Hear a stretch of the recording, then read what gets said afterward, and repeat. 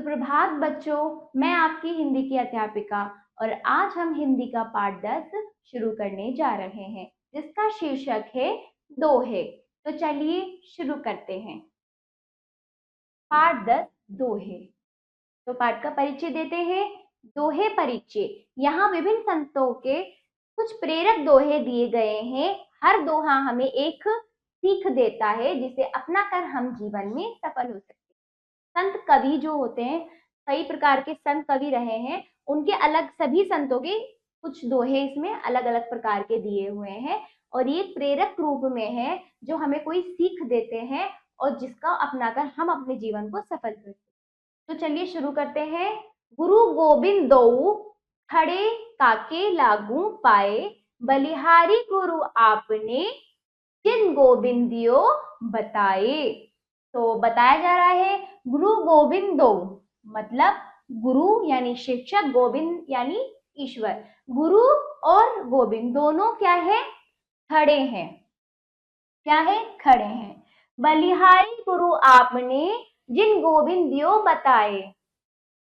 तो बताया जा रहा है कि गुरु और गोविंद दोनों अगर खड़े हो तो आप किसको प्रणाम करेंगे?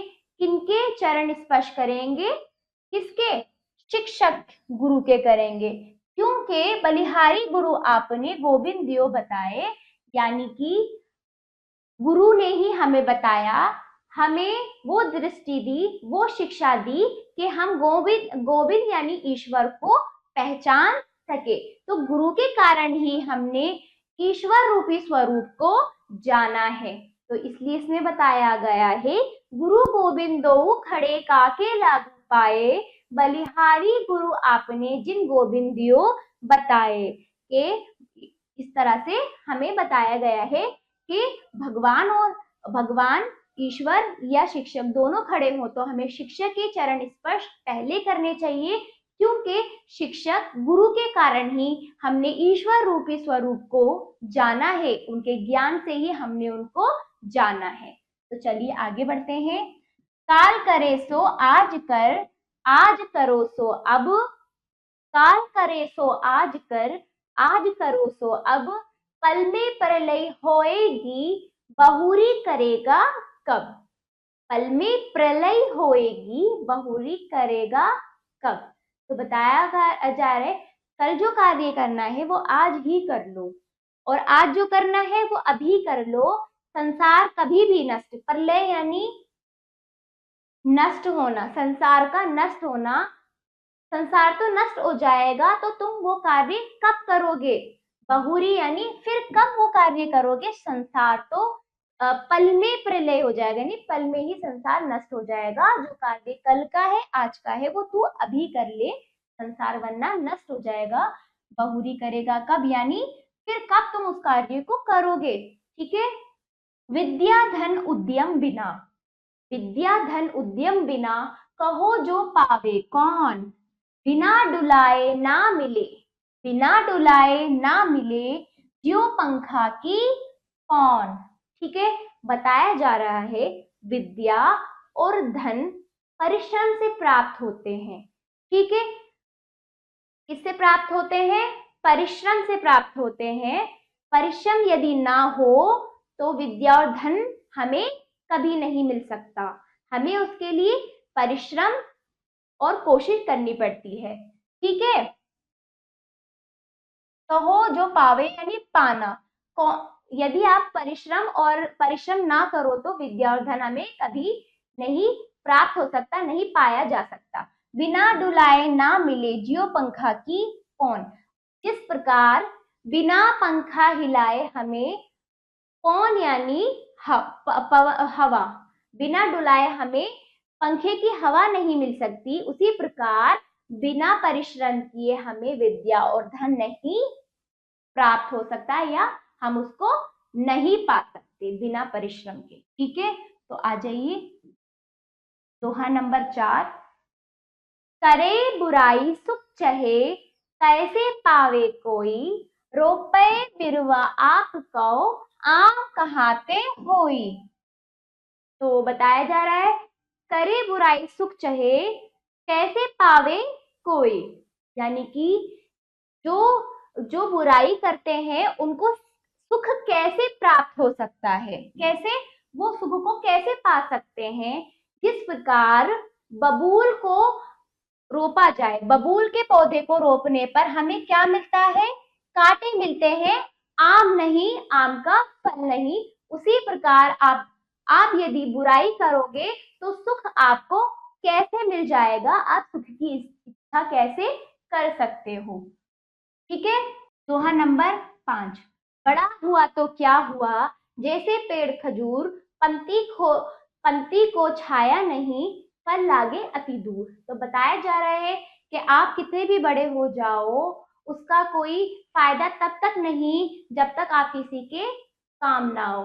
जैसे पेड़ का खजूर होता है तो वो किसी राहगीर को, इतना बड़ा होता है पेड़ का खजूर, पर वो किसी राहगीर को क्या नहीं देता, छाया नहीं देता, और उसके फूल इतने दूर होते हैं कि उसे कोई तोड़ नहीं सकता। तो ये दोहा इस तरह से बताया गया है। दोहा नंबर 6, कन कन जोरे मन जुरे, खाते निर्भय सोए, बूंद बूंद सौ घट भरे, टपकत रीतो होए। फिर से, कन कन जोरे मन जुरे, खाते निर्वे सोए, बूंद बूंद तो घट भरे, टपकत रीतो होए। जैसे कि कन कन यानी थोड़ा थोड़ा जोड़ने पर मणि यानी हमें मणि प्राप्त होती है। ठीक है। और वही थोड़ा थोड़ा हम उसको क्या कर देते, खा लेते हैं या खर्च कर देते हैं, तो वो कण कण भी हमारा समाप्त हो जाता है। ठीक है। जिस प्रकार बूंद बूंद से घट यानी घड़ा, बूंद बूंद से घड़ा भरता है, वही बूंद टपकने लगे तो वो घड़ा खाली भी हो जाता है। ठीक है। आगे बढ़ते हैं। चलिए दोहा नंबर 7, जाको राखे साइया, मार सके ना कोई, बाल ना बाका कर सके जो जग बैरी होए। तो बताया जा रहा है जिसको ईश्वर रखे, यानी वो वाली बात है ना, जिसको ईश्वर रखे उसे कौन चखे। तो इसको हम ऐसे समझ सकते हैं, जिस पर ईश्वर की कृपा होती है, ठीक है, जिस पर ईश्वर की दृष्टि हो सकती है, उसे कोई नहीं मार सकता, उसका कोई बाल भी बांका नहीं कर सकता, है ना। जो जग बैरी, चाहे उसका पूरा जग ही क्यों ना दुश्मन हो, उसकी बैर पूरे जग से ही क्यों ना हो, पर ईश्वर की दृष्टि होने के कारण उसका कोई बाल भी बाका नहीं कर सकता। दोहा नंबर 8, बुरा जा देखन में चला, बुरा न मिलिया कोई, जो घर सौंधा आपना, मुझसा बुरा ना कोई। तो बताया जा रहा है कि कवि कहते हैं कि मैं बुराई ढूंढने के लिए, बुरा देखने के लिए जग में सैर करने निकला, यानी जग में निकला, पर मुझे बुराई कहीं नहीं मिली। बुराई कहीं नहीं मिली। जो घर सौंधा आपना, जो घर यानी जो मन सौंधा, जो मैंने अपना मन ढूंढा, तो मुझसा बुरा ना कोई, तो मुझसा कोई बुरा नहीं था, मैं ही बुरा था, है ना। इसका ये मतलब है कि हमें दूसरों की बुराइयां देखने से पहले अपनी कमियों को देखना चाहिए, तो हम में कितनी कमियां होगी और सामने वाला हमसे सही निकलेगा। ठीक है। दोहा नंबर 9, सुख में सुमिरन सब करे, सुख में करे ना कोई, जो सुख में सुमिरन करे, तो दुख काहे को होए। तो बताया जा रहा है, जो दुख में सुमिरन यानी स्मरण, किसका, ईश्वर का। दुख में स्मरण यानी ईश्वर को सब याद करते हैं, पर सुख में, खुशी में हम उनको याद नहीं करते। यदि सुख में सुमिरन करें, यानी हम सुख में स्मरण करें, ईश्वर को याद करें, तो दुख ही क्यों आएगा, दुख ही क्यों होगा, है ना। इस तरह से हमें दोहे में समझाया गया है। अब आ जाइए दोहा नंबर 10, रहीमन धागा प्रेम का, मत तोड़ो चटकाए, टूटे से फिर ना जुड़े, जुड़े गांठ पर जाए। तो बताया जा रहा है,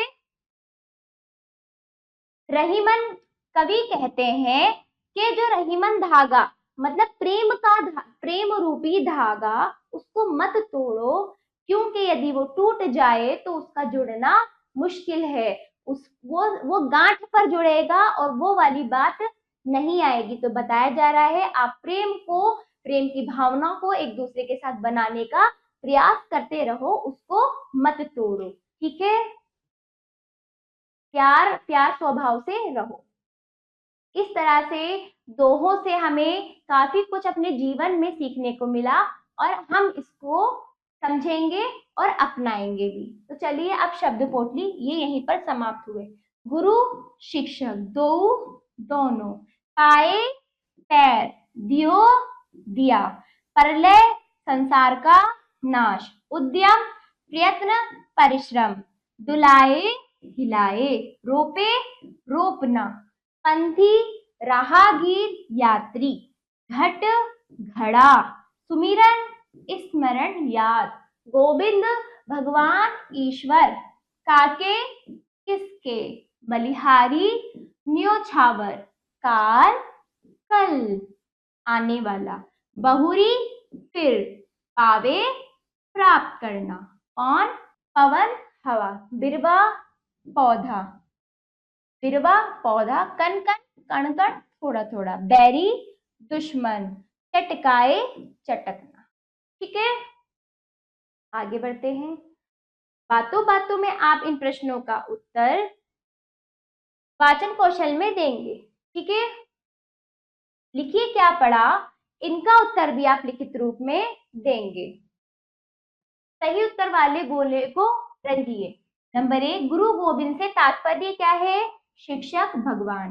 नंबर 2, ख, विद्या रूपी धन कैसे प्राप्त किया जा सकता है, कैसे, परिश्रम से। देखिए, किस मनुष्य का कोई कुछ नहीं बिगाड़ सकता, किसका बिगाड़ नहीं सकता, जिसकी रक्षा ईश्वर करते हैं। ये बातें जिन दोहों में कही गई है वे दोहे लिखो। मैं यहाँ पे दोहों के नंबर डाल रही हूँ, आप अपनी अभ्यास पुस्तिका में वो दोहे करेंगे। ठीक है, तो गुरु ईश्वर के समान है, ये वाली बात किसमें कही गई थी, दोहा नंबर 1 में। हाँ देखिए, काम में देरी नहीं करनी चाहिए, ये बात किसमें कही गई थी, दोहा नंबर 2। काल करे सो आज, आज करे सो अब, वो वाली बात। ठीक है, दूसरों के काम आने वाला ही बड़ा होता है ना, बड़ा कौन होता है, जो दूसरों के काम आता है। ठीक है, दोहा नंबर 5। हाँ देखिए, प्रेम भावना का आदर करना चाहिए, ये कौन सा था, दोहा नंबर 10। ठीक है, तो आपका ये भी हुआ समाप्त।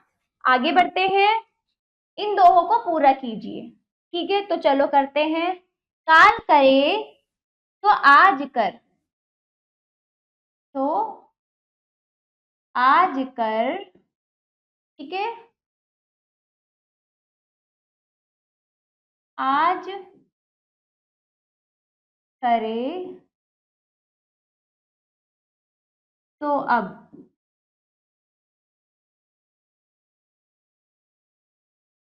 ठीक है, करेगा कब, पल में, पल में, प्रलय, प्रलय, पल में प्रलय हो गई, होएगी कट, पल में प्रलय होएगी, बहुरी करेगा कब, बहुरी करेगा कब, पल में प्रलय होएगी, बहुरी करेगा कब। दूसरा देखिए, विद्या धन उद्यम, विद्या धन उद्यम, विद्या धन उद्यम बिना, विद्या धन उद्यम बिना, कहो जो पावे कौन, कहो जो पावे कौन। ठीक है, दूसरी लाइन, बिना डुलाए,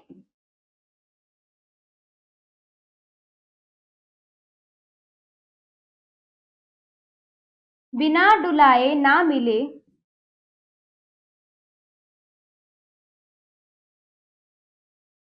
बिना डुलाए ना मिले जो पंखा की कौन। ठीक है, फिर तीसरा दोहा देखिए। करे बुराई सुख चहे, सुख चहे। करे बुराई सुख चहे, कैसे पावे कोई। कैसे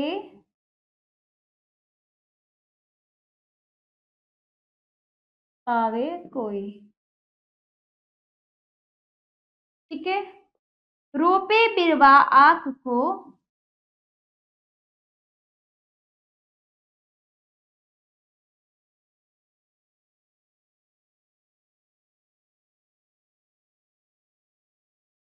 आँख, बिरवा आँख यानी बबूल का पौधा।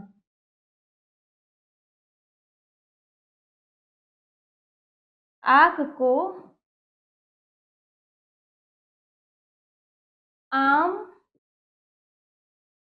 कहाते, आम कहाते होय। ठीक है, तो आपका ये अभ्यास यहीं पर समाप्त होता है बच्चों। आशा करती हूँ आपको ये दोहे अच्छे से समझ आए होंगे, जो अलग अलग प्रकार के कवियों ने लिखे हैं, जिसमें हमें कुछ ना कुछ सीख मिलती है। ठीक है, तो इसका सारा अभ्यास कार्य आप अपनी अभ्यास पुस्तिका में जरूर कीजिएगा, और अब मिलते हैं अगले पाठ पर। धन्यवाद।